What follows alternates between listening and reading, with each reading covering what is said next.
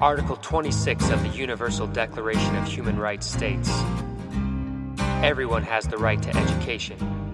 Education shall be free. Elementary education shall be compulsory, and higher education shall be equally accessible to all on the basis of merit."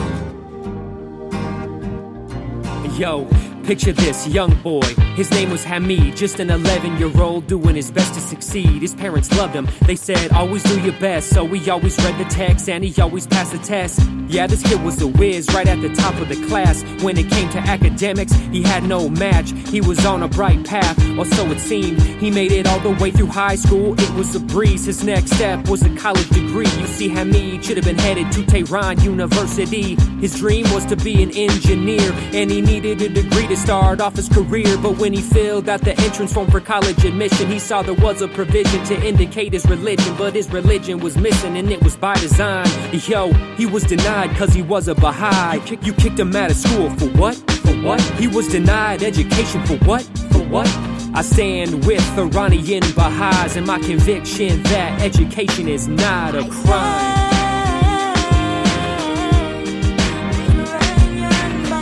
Yeah.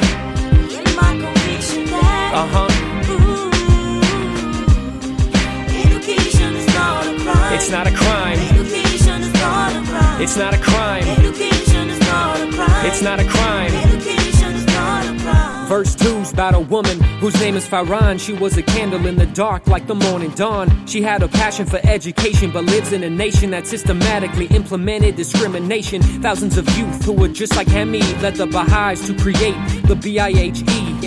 An underground university. Faran was a teacher. She felt the duty to help educate her fellow believers. Professor of psychology, interested in the mind. She put herself on the line so that her students could find that each of them was a mine with countless gems inside. You're telling me that's a crime? You're telling me that's a crime? One day Faran was awakened by police at her door. They placed her under arrest and summoned her to the court. They trumped up some false charges and sent her to prison for 4 years, all because of her religion. You're taking her away for what? For what?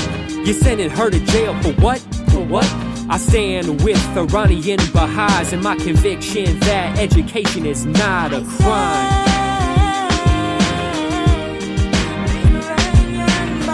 Yeah.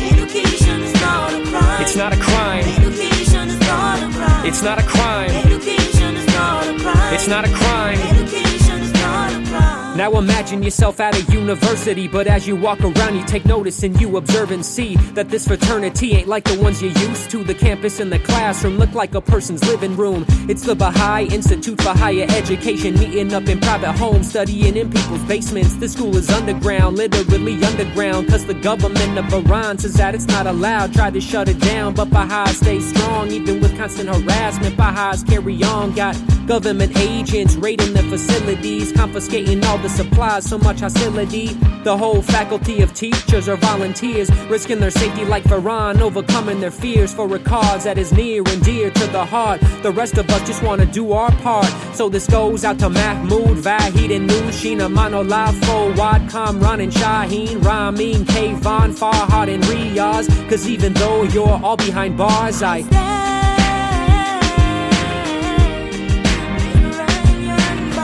yeah.